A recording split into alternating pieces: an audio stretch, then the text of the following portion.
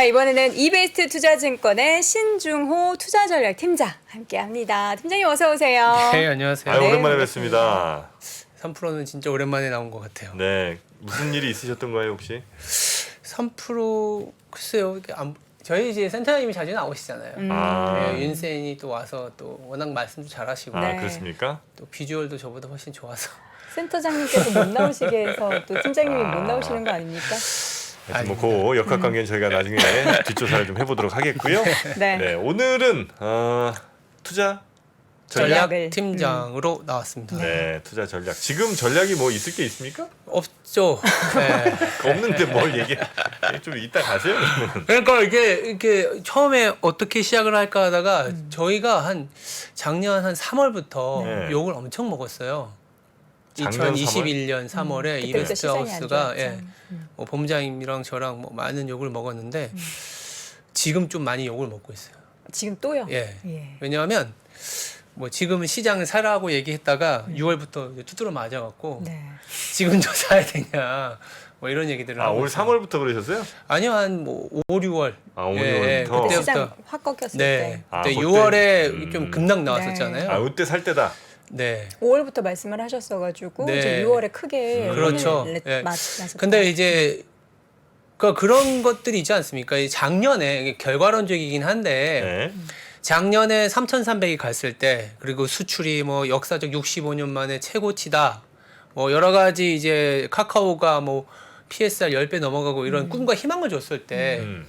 되돌아봤을 때 그때를 투자했어야 되는 시기였냐라고 하면은 우리는 알고 있기 때문에 그건 아니었잖아요. 그러니까 지금은 누가 보더라도 이번 주에 금리 뭐 75bp 경우에 따라서는 뭐 100bp. 울트라도 할 수 있는 상황인데 그리고 여기저기서 유럽은 또 망가지고 있고 중국은 지금 코로나 정책 제로 코로나 정책 아직도 쓰고 있고 뭐 그러니까 누가 보더라도 좋아 보이지 않는 상황인데 투자를 해야 될 시기냐 했을 때는 선뜻 나가지가 않잖아요. 네. 근데 우리가 내년에 넘어갔을 때 올해를 보면 감히까지는 아니지만 작년에 저희가 거꾸로 욕을 먹었던 사이클만큼 우리가 욕을 먹은 게 좀 빚을 발하지 않을까 그런 생각을 합니다. 내년을 가서 올해를 봤을 때는 올해가 싼 구간이었을 것이다. 올해가 이렇게 굉장히 많은 고민들을 던져줄 때가 사실 주식을 할 때라고 저는 보거든요.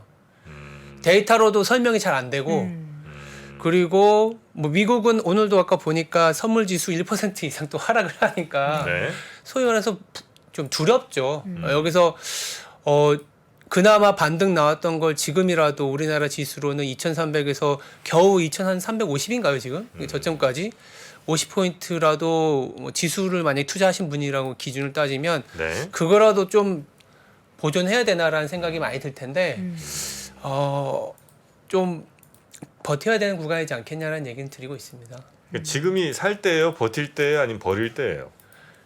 살 때이기보단 버틸 때이고 네. 산다고 한다면 오히려 10월에 실적 시즌 가서 사는 거는 저는 괜찮을 것 같아요. 지금은 버릴 수 없는 때 아닙니까? 버릴 수 없는 이미, 때죠. 이미 버리고 싶어도 버릴 수 없이 여러 가지 혹처럼 가져가야 할 때. 그런 얘기들이 사실 우리가 흔히 알고 있는 것처럼 네. 그러니까 욕 먹을 말이긴 하지만 누구나 투자를 하고 싶을 땐 투자할 때가 아니고 누구나 투자를 하고 싶지 않을 때 투자할 때라는 얘기 하잖아요. 지금은 누구나 투자하고 싶지 않은 때이긴 하잖아요.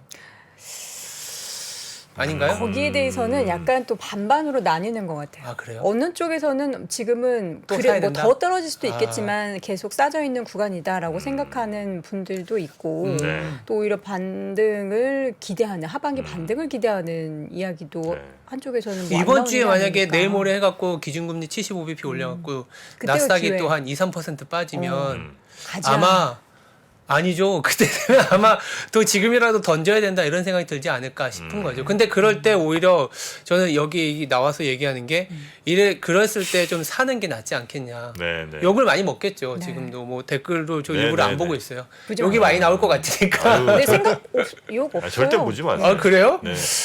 아니 그렇게 얘기 드리는 이유로 차트를 통해서 몇 개 말씀드리면 네. 차트를 몇 개 갖고 왔어요. 네. 갖고 왔는데 사실 재미있는 차트는 뭐 이렇게 매크로적으로는 별로 없죠. 그러니까 우리가 이제 보는 것처럼 우리가 S&P가 이렇게 하락을 한 게 이게 얼마 안 된 것 같아도 이게 25%나 하락을 한 겁니다. 네. S&P가 물론 우리나라는 이 6월 이 차트에 보이지 않는 이 때부터 계속 하락해서 3,300에서 2,300까지 온 상황인데 저 밑에 올라가는 건 뭐예요, 도대체? 이거는 이제 금리 인상에 대한 전망치입니다.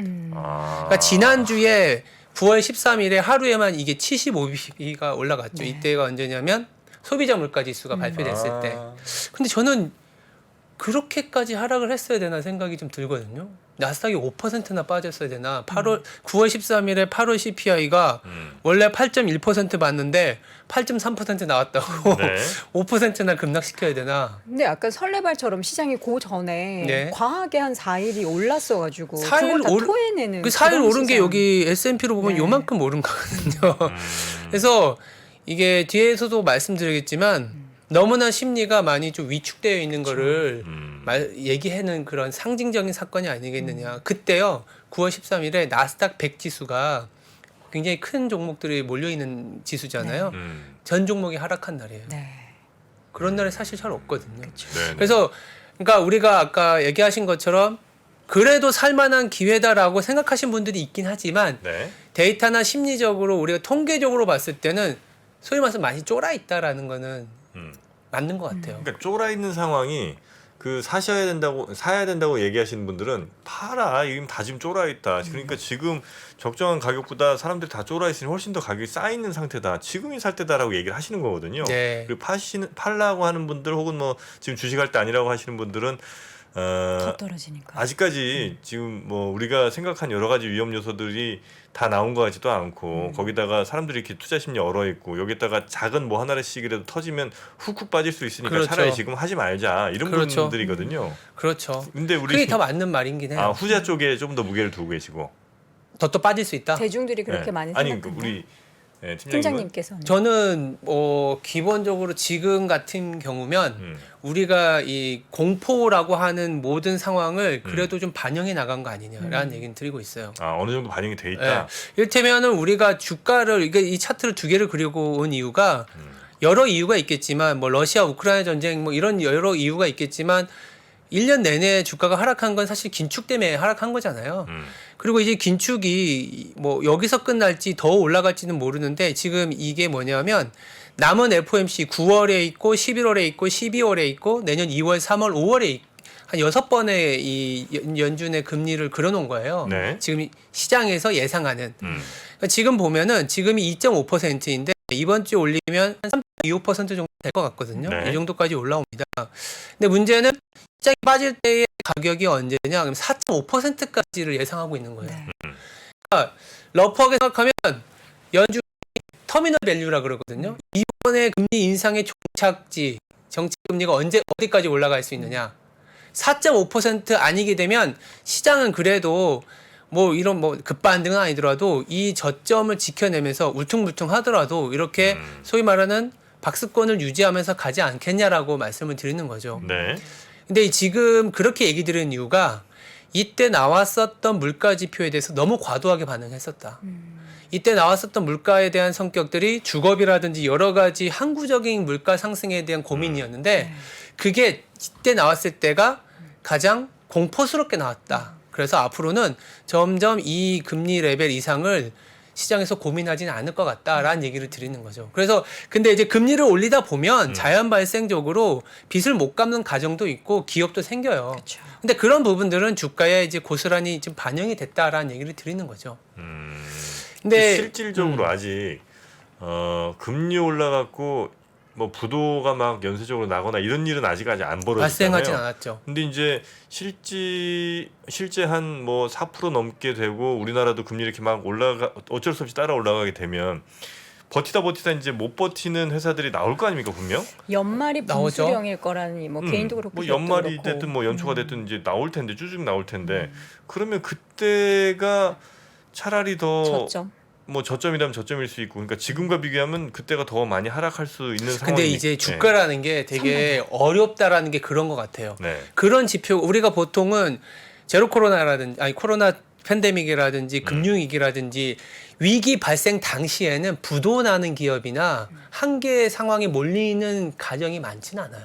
오히려 위기가 정리되고 이제 뭔가 정책을 정상화할 때 금리를 그러니까 이 뭔가 위기나 리스크가 막 터졌을 때는 사실 그런 뉴스가 잘 안 나오고 오히려 주가가 올라가고 나서 그런 뉴스들이 많이 나오거든요. 근데 이제 그런 아까 말씀하셨던 여러 가지 소위 말해서 망하는 연쇄 부도가 나오면 경제적인 시스템이 버텨낼 수 있겠냐는 얘기들이 나오긴 할 거예요. 네. 근데 지금 그러다 보니까 금융위기라든지 IT 버블이라든지 아니면 연준이 그 어느 때보다도 이렇게 1년 안에 지금 4%까지 가는 그림이 한 번도 없었으니까 이렇게 올리면 이거 당연히 시스템 위기가 분명히 발생한다. 미국이 아니라 미국 이외에서도 발생한다. 이런 네, 얘기 네. 나오거든요.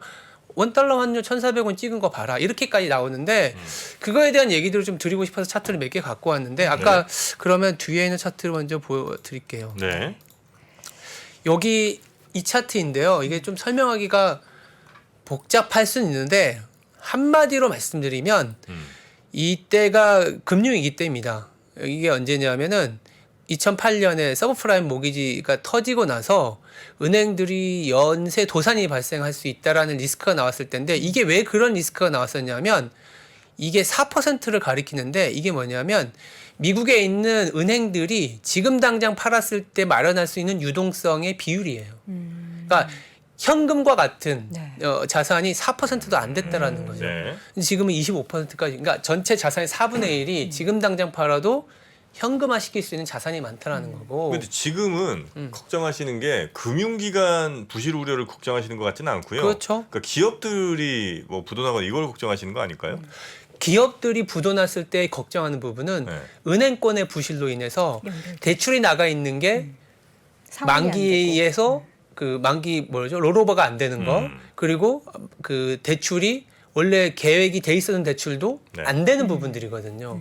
그러니까 이미 좀 망하거나 리스크가 조금 부각된 것들은 우리가 왜 하이힐드 스프레드 많이 보잖아요. 네. 그러다 보니까 하이힐드 스프레드도 보는데 하이힐드 스프레드 자체도 임계점을 아직 도달하진 않았고 물론 그렇다고 해서 낮냐 그건 아닌데 6% 7% 올라가는 수준까지도 아니고 두 번째는 만기 자체가 올해 내년까지 전체 정크 본드의 0.7%밖에 도달하지가 않아요. 네. 그러면 소위 말해서 극단적으로 걔네들 다 망한다 하더라도 시장 전체 그리고 주식시장이 차지하는 비중이 워낙 낮은 상황이고 좀 우량한 대출이라든지 우량한 기업들에 들어가는 자금의 이 뭐랄까요 순환은 막히지 않으면 경제는 흘러갈 수 있다라고 얘기를 드리는 거죠. 그랬을 때 네. 주가의 수준이 25에서 30% 빠진 수준이게 되면 상당히 매력적인 가격이었다라는 얘기를 드리는 거죠.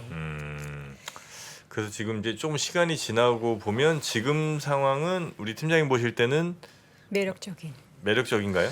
매력적이라고 보죠. 근데 기간이 좀 길 수는 있어요. 우리가 지루한. 코로나 팬데믹 팍 터지고 1,400이 그때 위협받고 이랬을 때는 아무도 예상하지 못하게 2,000까지 가고 2,000에서 갑자기 3,000까지 가는 급하게 갔죠. 엄청난 랠리를 1년 반 동안 보여줬는데 그런 상황은 아닐 것 같아요. 네. 미국만 하더라도 상당히 장기간 박스피, 우리가 장기간이라는 게 1, 2년이 아니라 보통 우리한테는 6개월 이상이 장기간이잖아요. 그럴 가능성은 있죠. 이게 그 차트를 좀 보여드리면 이게 재미있는 게 저는 어느 때와 좀 많이 비교하냐면요.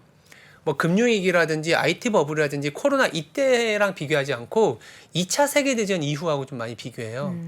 왜 2차 세계대전 이후하고 많이 비교하냐면 지금은 민간의 부채, 특히 미국 기준으로는 민간의 부채가 문제가 되는 게 아니라 정부 부채가 문제가 되는 거거든요. 정부가 소위 말해서 전쟁을 치르는 과정에서 정부의 어떤 부채가 늘어나면서 급반등했었던 이 주가, 이때 2차 세계대전도 마찬가지인데 네. 이 정부의 부채가 정상화되면서 그리고 기준금리라든지 통화정책가 정상화되면서 물가를 끌어내리는 구간에서의 주식 수익률을 보여드리는 거거든요. 네네.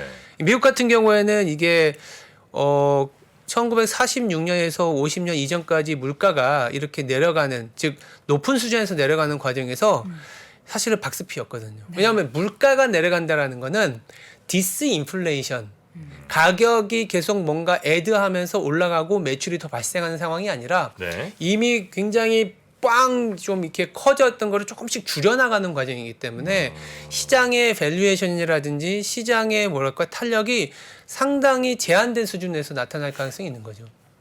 근데 그때랑은 좀 그냥 제가 아주 단편적으로 생각할 때 좀 많이 다른 건 전쟁 일어나고 사람들이 어마어마하게 막 베이비붐 세대들 막 아기 많이 낳고 인구도 늘어나는데 물건이 별로 없어서 사람들은 막 여기저기서 물건 사달라고 하고 공장 막 늘어나갖고 막 찍어내면서 예를 들면 좀 뭐 물건 가격 하락할 수 있을 것 같긴 한데요. 네. 그때는 막 군수 공장에서 갑자기 이제 또 초코파이 만들고 이제 이렇게 네. 이제 바뀌면서 네. 근데 지금 상황은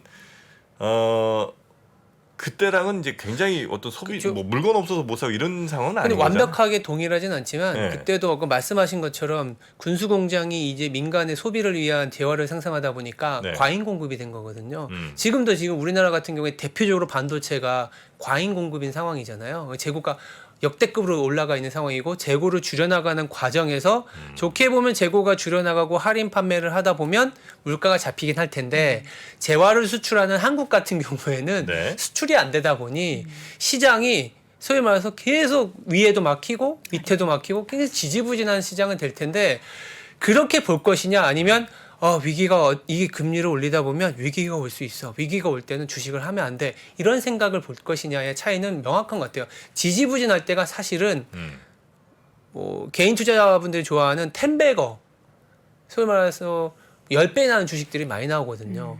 자금이 조금 쏠린 상황에서 일부 성장이 나오는 일부 매출이 나오는 종목과 업종으로 상당한 쏠림이 발생하는데 네. 우리가 10년 전에 그런 장을 본 적이 있어요. 2012년부터 16년까지 4, 5년간의 박스빌 때 우리나라의 중소형주라든지 일부 어떤 배당 컨셉을 가진 기업들이 상당한 랠리를 보였거든요. 뭐 2, 3년 정도.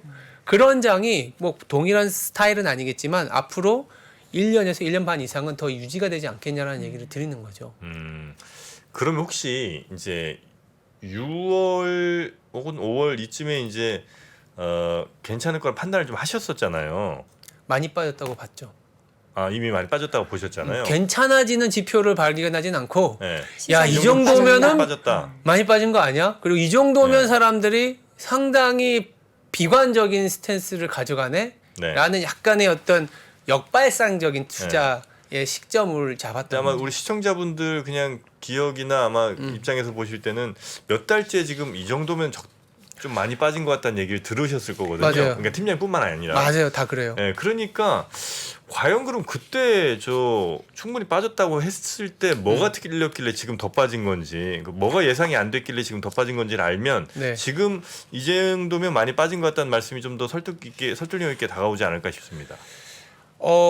일단 첫 번째는 물가의 둔화 속도가 좀 많이 느린 거죠. 그때 예상하셨던 것보다. 네. 왜냐하면 여러 가지 유가가 6월 이후에는 사실 WTI가 뭐 130 가다가 지금은 뭐 90도 깨고 내려간 상황이었잖아요. 그럼 우리가 흔히 얘기하는 헤드라인 CPI가 유가가 좀 잡히면 사실은 거의 모든 물가가 잡히게 돼 있거든요. 그렇겠죠.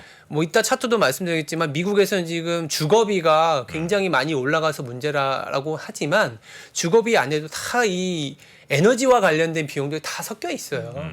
그런 부분들이 충분히 잡혀가고 그런 잡혀가는 거를 판단해서 잭슨홀이나 9월부터는 연준이 자이언트 스텝은 아니고 약간 빅 스텝으로 전환하지 않겠냐라는 생각을 했는데 생각보다 물가가 잡히는 거를 연준에서는 이번에 확실하게 더 잡기 위해서 더 긴축의 스탠스. 그러니까 70년대에 좀 잡히니까 조금 멈췄다가 잡히니까 멈췄다 하니까 항구적인 스태그플레이션의 고통이 있으니까 이번에는 그런 그 실수를 범하지 않기 위해서 더 이제 데이터가 한 번 더 꺾일 때까지 더 잡겠다라는 얘기들을 하는 부분은 저도 좀 미스한 것 같아요. 물가도 조금은 덜 내려온 것 같고.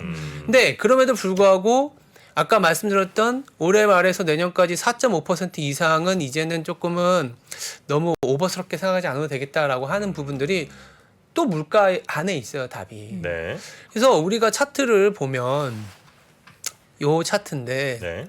요게 무섭죠. 요게 이 CPI에 보면 이게 렌트비라고 해서 주거 비용이거든요. 이 주거비 안에는 사실 미국 같은 경우에는 많이들 이제 얘기를 들으셨겠지만 OER이라 그래서 집주인이 이거를 임대를 주면 얼마나 줄 수 있냐라는 정도의 설문 같은 거. 예, 그런 것도 많이 포함되어 있어서 실제 지금 임대 받고 있지는 않지만. 네. 그 OER이라고 하는 부분 거기다가 실제 주거 비용도 있지만 숙박비 같은 리오프닝으로 인해서 올라간 숙박비도 들어가 있어요. 많이 올랐잖아요. 그래서 이게 반드시 나쁘게 그래서 재밌는 건 지난주에 미국장이 그렇게 폭락하는 와중에서도 리오프닝 관련주는 좋았어요. 그렇죠. 뭐 예를 들어서 크루즈라든지 카지노라든지 뭐 미국의 외식 업체들이 주가가 좋았던 거는 물가 안에서는 그걸 긍정적으로 본 건데 그 뭐 이따가 말씀드리고 일단 이 물가가 자체가 올라가는 게 제가 일부러 이 파란색을 같이 그려놨는데 주택 지표가 꺾이면 이게 후행적으로 꺾이게 돼. 근데 이게 아직 나타난 건 아닌 거죠. 그러니까 이게 여기서부터 이까지의 시차가 1년 정도 됩니다. 이쁘게 그리면 이걸 1년 정도 이렇게 당기면 여기서 이렇게 꺾이는 모습이 나올 텐데 제가 말씀드리고 싶은 거는 8, 9월에 나오는 렌트비의 증가율이 우리가 볼 수 있는 가장 높은 수준의 증가율이지 않겠냐. 그러면 이번에 9월에 금리 올리고 연준 입장에서는 11월, 12월에 이제 FOMC가 있는데 네. 아마도 10월 넘어가면서부터는 조금은 자이언트 스텝이 아니라 빅 스텝. 때에 따라서는 빅 스텝 이후에는 내년에 가면은 우리가 흔히 얘기하는 25bp 아니면 5월에 가서는 뭐 금리 인하까지는 아니고 금리를 좀 멈춰주는 그렇게 보면은 시장은 조금은 뭐 울퉁불퉁 하더라도 지속적으로 하락하는 게 아니라 5월, 6월에 보여줬던 저점은 지켜가면서 때에 따라서 만약 저점이 깨지더라도 상당한 매수세가 들어오면서 조금은 바닥을 만들어가는 그런 과정은 있지 않겠냐라는 얘기를 드리고 있는 거죠. 네. 그럼 이제 전체 돈을 우리가 생각을 해보면 지금 이제 한 3%대에서 이제 주식시장에 뭐 이만큼의 돈, 그다음에 채권 시장에 이만큼의 돈, 또 뭐 부동산 뭐 돈들이 있을 거 아니에요. 근데 한 5% 정도 유지되는 시장이면 주식시장에 있던 이만큼의 돈보다는 이 돈 중에 상당수는 아무래도 채권 같은 데 가면 가겠죠. 네. 그러면 주식시장 전체가 더 좋아질 가능성은 금리가 빠지지 않는 이상은 없을 것 같은데. 그거하고는 좀 다른 것 좀 같아요. 달라요. 그러니까 금리를 낮춰줘서 주식시장이 올라가는 게 밸류에이션이라는 게 있잖아요. 예. 그러다 보니까 밸류에이션이 높아지는 거의 기저에는 그 금리가 있는 거죠. 네. 근데 금리를 올리다 보니까 우리나라도 그렇지만 미국도 지금 PER이 뚝뚝뚝 떨어져 갖고 뭐 16배까지 내려와 있거든요. 네. 그러면 거기서부터 그냥 세팅이 새로 되는 거죠. 아. 거기서부터 그 이상의 성장이 나오는 기업들은 또 돈을 빨아들일 거고 네. 성장이 안 나오면 뭐 이 정도의 밸류에이션은 유지가 되는 거기 때문에 만약 말씀하신 것처럼 금리를 좀 내려준다 그러면 전체 지수가 올라갈 수는 있을 것 같은데 그런 게 아니라면 거기서 성장이 더 나오는 그래서 최근에 미국에서도 그 페덱스 얘기가 나오면서 네네. 이제부터는 금리 변수가 아니라 실적 변수로 넘어간 것 같다. 그리고 이제부터는 실적이 정말 잘 나오는 기업들을 봐야 될 것 같다라고 얘기가 나오는데 네. 모건 스탠리 같은 데는 이제 실적으로 이 시선이 전환된 건 맞지만 니네들이 알다시피 금리를 이렇게 오르고 여러 가지 재반 비용이 올랐기 때문에 기업 실적 별로일걸? 이제부터는 실적 때문에 빠질 거야 라고 보시는 분들이고 아니면 그래도 생각보다 올해 S&P가 EPS는 올랐거든요. 10%나. 네. 그럼 그 오른 기업들 물론 에너지 기업이 좀 한몫했지만 에너지뿐만이 아니라 리오프닝이라든지 그런 기업들이 그래도 낮아진 밸류에이션에서 성장이 나오는 기업들이네 라는 식으로 살만한 종목들이 그래도 조금씩은 나오는 구간으로 접어들지 않겠냐라고 말씀을 드리는 거죠. 네. 앞서서 정프로님이 여쭤보셨던 그 6월과 지금의 다른 점은 일단 물가 이외에는 뭔가 지금 방금 말씀해주셨던 실적도 들어가 있는 건가요? 실적은 저는 생각보다 좋게 나오고 있다고 봐요. 아, 예상하셨던 것보다. 네. 그리고 아마 3분기 우리나라 실적도 환율가를 무시하진 못할 것 같아요. 우리나라 환율이 하긴 이 환율 예상한 사람 별로 없으니까. 아무도 예상 못했죠. 1,400원이라고 하면 예전 같았으면 위기가 이미 와 있다라고 할 수 있는데 네. 근데 위기는 아닌 것 같고 네. 그런데 만약에 우리가 수출하는 기업 입장에서는 물론 우리나라 통화가 달러를 배제하고 위안이나 유로 내지는 다른 이머징과 통화를 비교해 보면 상당히 강해요. 그러면 그런 수출 경쟁력 다른 걸 다 빼놓고 가격적인 그러니까 환율적인 측면을 보면은 플러스는 아닌데 만약에 우리나라가 어디 미국에 수출하는데 네. 그 수출이 1,000원에 팔 때랑 1,400원에 팔 때는 40%는 올랐기 때문에 그쵸. 그 효과는 분명히 있을 거라고 보거든요. 근데 분명 실적이 바닥을 찍을 때는 항상 Q그로스가 좋아져서 바닥을 찍는 게 아니라 저는 이제 이 체감적으로나 이 어떤 경험상 아 이거 환율가 때문에 잘 나온 거야. 뭐 이런 식의 어떤 평가절하에서 시작이 되더라고요. 3분기 실적이 저는 그래서 우리나라 실적이 생각보다는 잘 나올 가능성으로 시장이 좀 버텨내지 않겠냐라는 얘기를 드리고 있어요. 근데 그 말씀하신 게 환율 효과일 뿐이지 뭔가 펀더멘탈이 좋아져서 그쵸. 실적이 잘 나온 건 아니잖아요. 아니죠. 그래서 시장이 어디에 박자를 사실 맞출지는 우리가 모르기 때문에 맞아요. 그때 가서 심리가 안 좋으면 이거는 그냥 환율 효과일 뿐이야. 실제로는 몇 대 덜 팔렸어. 이러면서 그렇죠. 시장을 끌어내릴 수도 있으니까. 그래서 이제 논리를 만들어가는 게 그러면 비용이 올라오는 네. 긴축에 관련된 비용은 뭐 4.5% 오케이. 뭐 환율가로 생각보다 괜찮은 매출을 보인 거는 맞는데 마진이 계속 빠지는 거 아니야. 실제로 이렇게 이익이 하향 조정되고 있고. 네. 근데 제가 이제 말씀드리고 싶은 차트가 이건데 하나의 변수로만 모든 걸 설명할 수는 없지만 또 하나의 변수가 지금은 모든 것을 좌우하고 있긴 하거든요. 우리나라 무역 수지가 최근에 계속 역대급으로 적자를 보이고 있잖아요. 그렇죠. 적자를 보이는 이유 중에 90%가 에너지 비용입니다. 에너지 비용이고 우리나라는 또 중간재를 수출을 많이 하는 나라이기 때문에 소싱을 받아서 잘 만들어서 수출을 해야 되는 그러니까 에너지 비용이 낮고 환이 좋으면 마진이 괜찮아지는 기업이라고 보시면 될 것 같거든요. 근데 이게 제가 이거 유가를 뒤집어 놓은 거거든요. 이게 올라갔다라고 보시면 되는데 유가가 워낙 다이나믹하게 올라오다 보니까 마진이 이렇게 뚝뚝 빠지는 거죠. 그러니까 우리나라 이익률은요. 무역 수지를 그려보면 동일해요. 그러니까 무역 수지가 지금 계속 역대급으로 하락했다. 기업들의 이익률이 하락한다. 맞는 말이에요. 근데 거꾸로 이게 선행성이 있는 왜 들어오고 나가는 거에 시차가 있으니까 유가가 오르고 내렸을 때 우리나라의 마진의 변화는 대략은 한 6에서 8개월 정도의 시차가 발생합니다. 기업마다 조금은 다르겠지만 전체 이제 합치면 그런 효과가 발생하는데 그렇게 보면 올해 연말이나 내년 초쯤 되면 마진이 아니면 무역 수지가 10월 10일을 넘어가서부터는 적자 폭이 축소된다는 뉴스를 우리는 받을 수 있을 것 같아요. 이미 6월부터 하락한 그 유가의 어떤 영향이 서서히 발생하지 않겠냐. 그럼 아까 말씀하신 것처럼 FX 효과로 괜찮은 거지 앞으로 우리가 보는 이익은 계속 마진이 하락할 수밖에 없다라는 것들이 3분기 지나서 4분기 실적에 바라봤을 때도 생각보다 마진이 뭐에서 8에서 9% 봤는데 10% 나올 수 있는 가능성도 있는 거죠. 물론 전월이나 전분기보다는 내려가겠지만 근데 한 가지 아쉬운 건 이런 것도 있습니다. 이제 유가라는 게 지금 신재생 에너지라든지 그리고 에너지의 어떤 순환이 서로 분리주의로 인해서 막혀 있잖아요. 그래서 에너지가 높은 수준에서 유지된다라는 게 현재의 뭐라 할까요? 컨센서스 아니면 구도인데 그러다 보니까 이 워렌 버핏 옹도 네. 에너지주에 투자한 이유가 이런 높은 매출은 가격이 좋은 기업에 현금 흐름을 창출한다는 개념인데 그렇게 보면 이게 뒤집어놔서 그러는데 이게 옆으로 길 수는 있어요. 그러니까 우리나라가 보통 위기가 오고 나서 가장 빠르게 회복하는 나라 중에 하나잖아요. 네. 그건 이거로 볼 수도 있는 거예요. 유가가 급락하고 전체 모든 자산이 하락을 하기 때문에 우리가 받아들이는 비용과 관련된 부분은 상당히 낮아져 있고 그럼 위기가 오면 환율이 높아지니까 아까 말씀드렸던 마진이 급박하게 올라가는 사이클이 되는 거죠. 그러면서 금융위기라든지 그리고 2015, 16년에 유가가 그때 20불 깨지고 위안화가 기습절하할 때라든지 아니면 코로나 이후에 이렇게 급반등하는 영업이익률로 인해서 한국 시장은 계단식 상승을 해왔는데 지금은 그게 가능할 거냐라는 부분은 조금 고민인 거죠.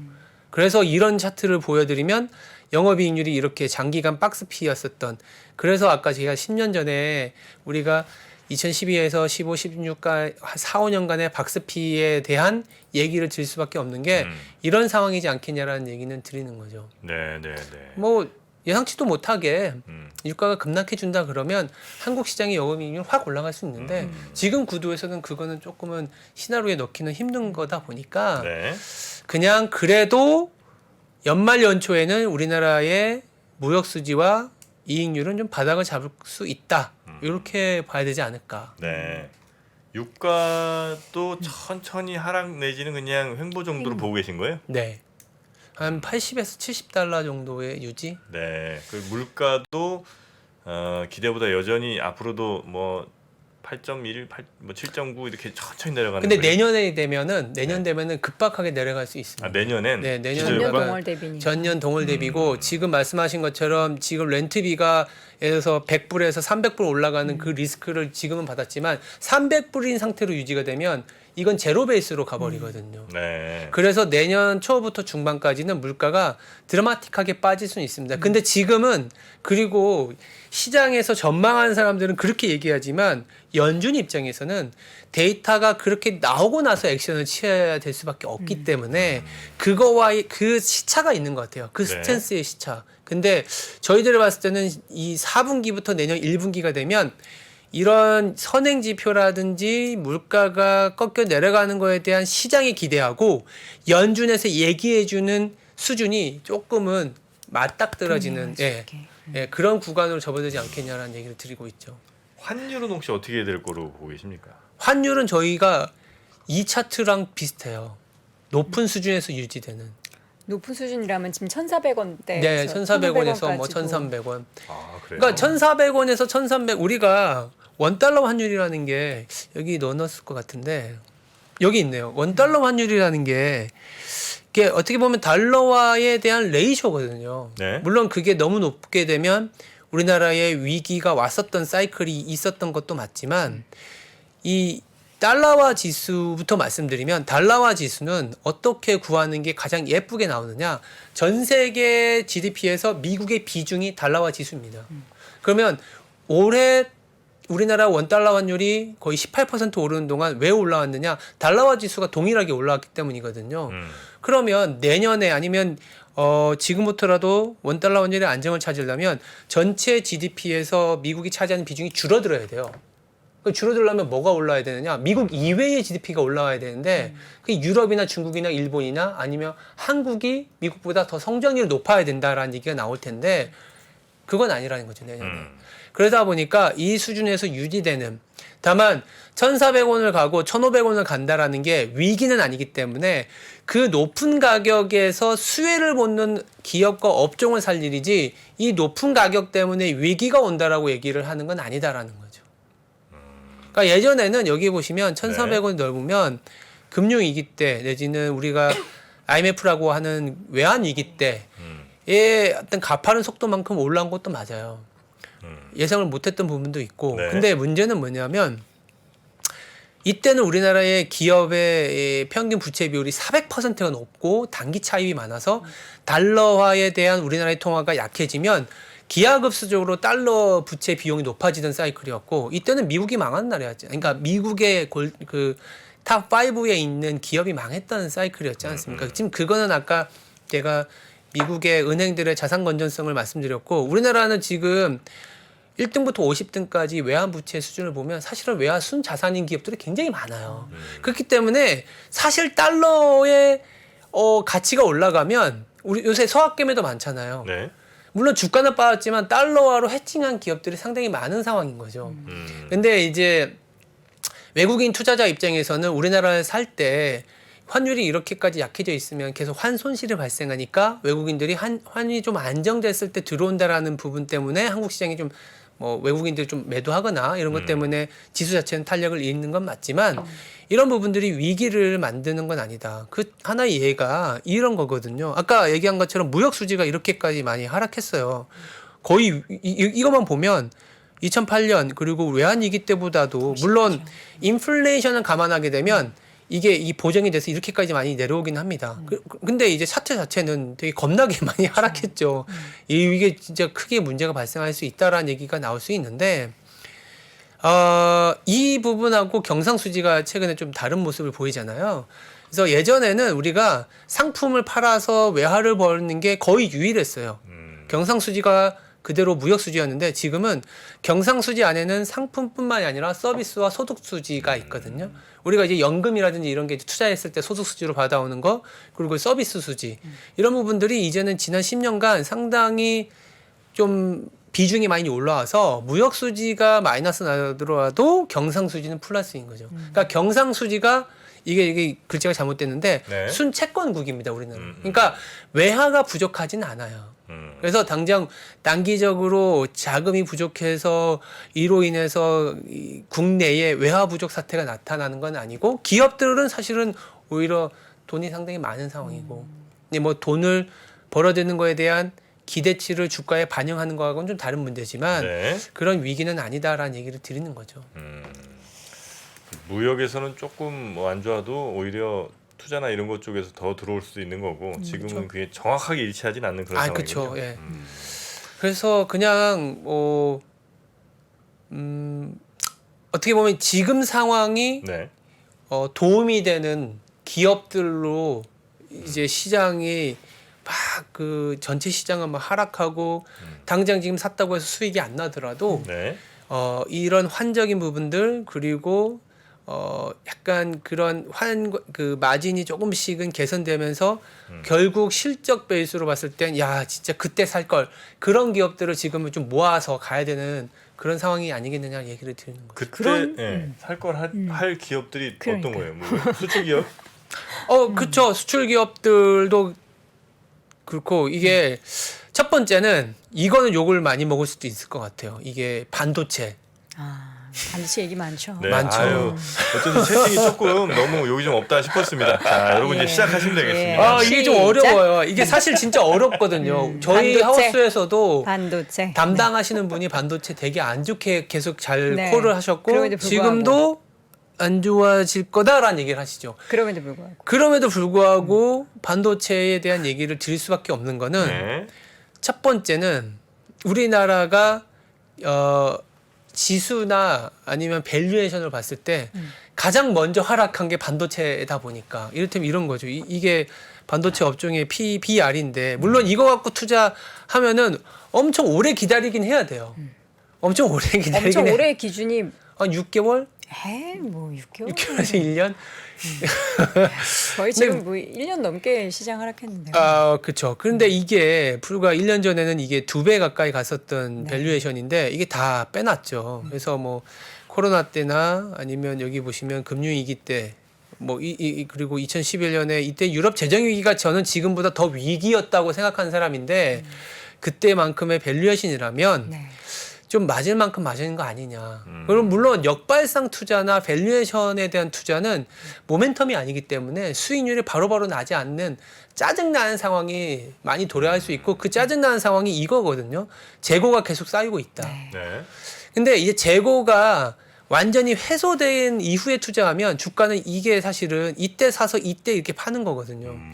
그러니까 역으로 이게 언제 고점을 칠지 모르겠지만 고점이 서서히 다가왔을 때 재고가 굉장히 많았을 때 투자해야 되는 게 반도체다 보니까 그렇죠. 너무 어렵긴 해요. 이게 보통 한 3개월에서 6개월 정도 선행하나요? 그렇게 주가가? 보기보다는 주가 자체로만 놓고 보면 6개월 정도 선행을 합니다. 근데 이게 후행적이긴 해요.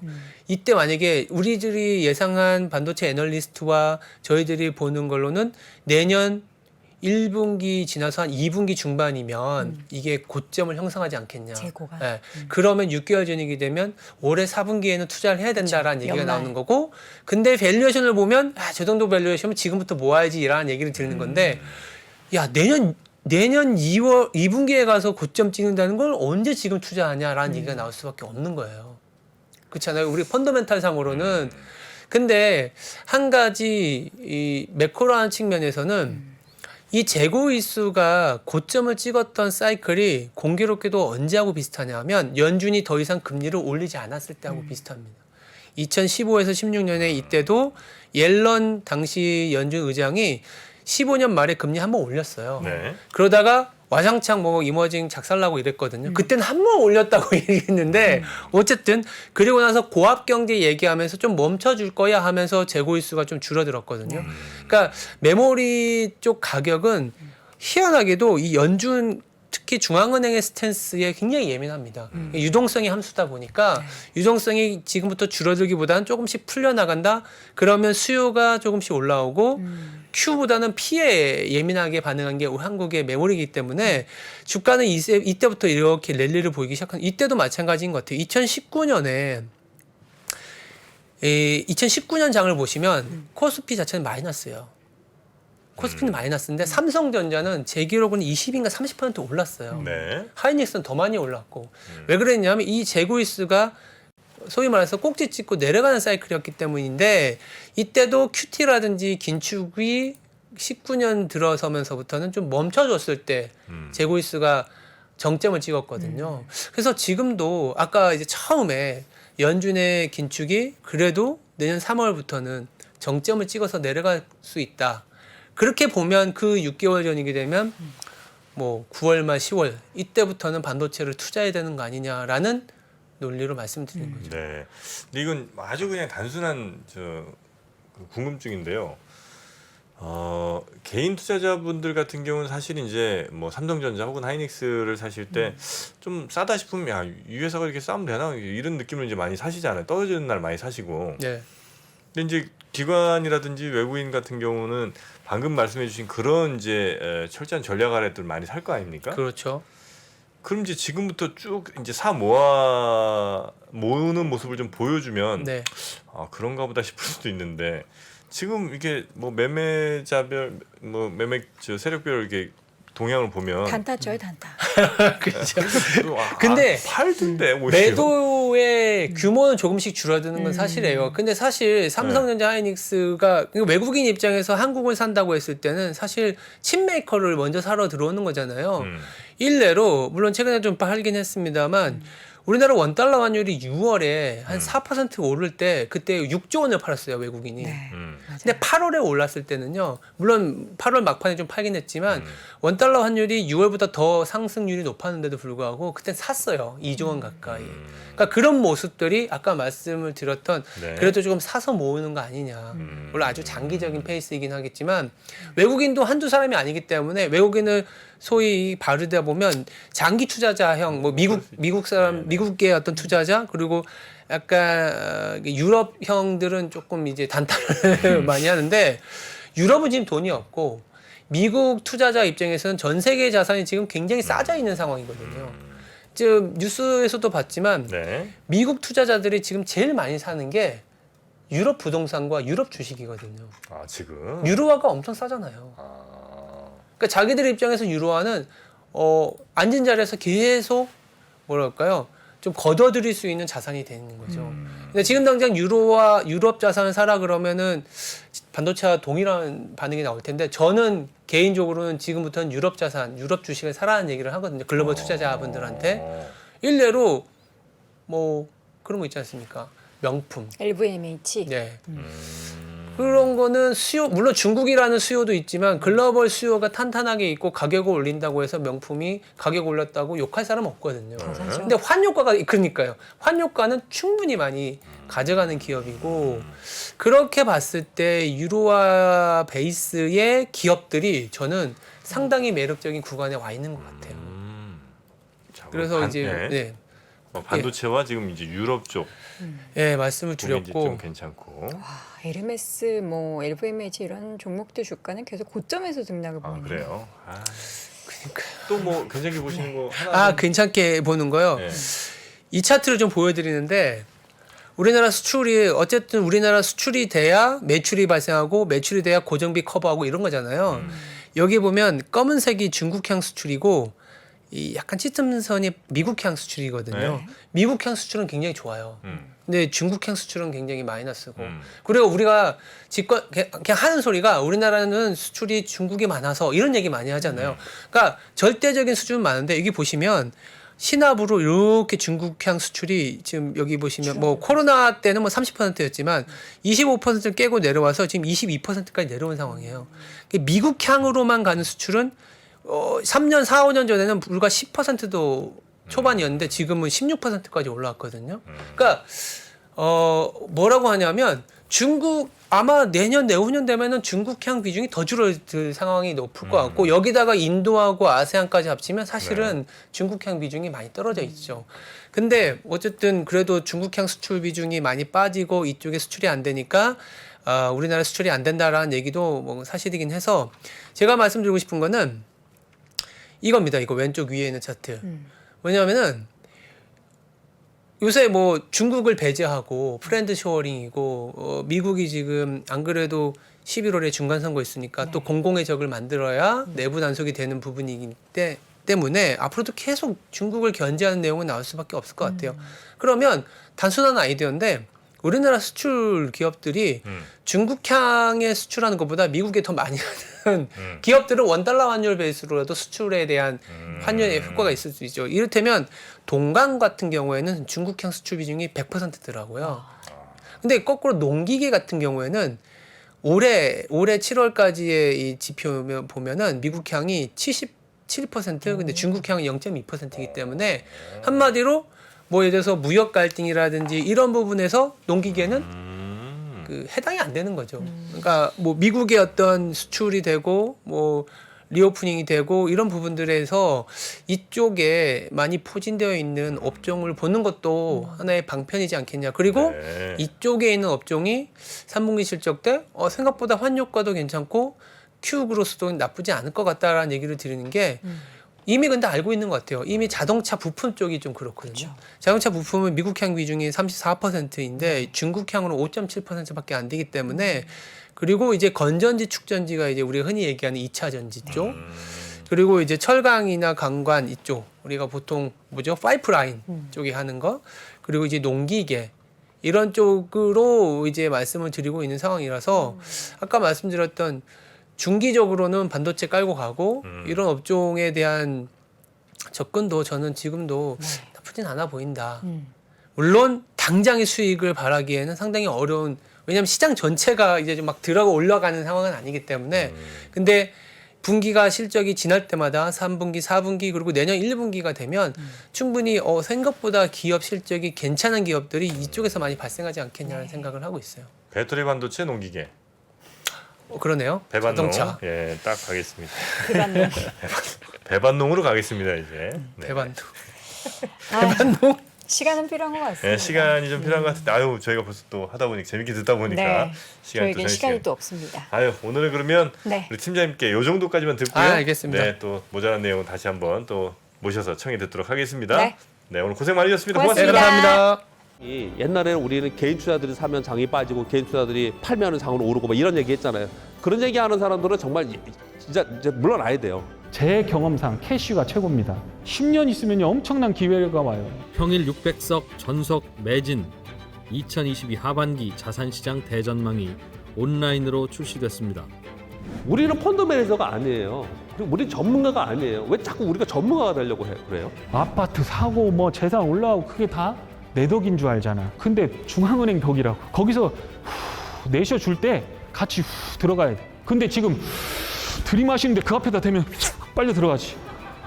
주식 부동산 투자에서 꼭 알아야 할 핵심 포인트를 압축한 5시간의 강의 2022 하반기 자산시장 대전망 자세한 사항은 3프로TV 영상 하단의 댓글을 확인해 주세요.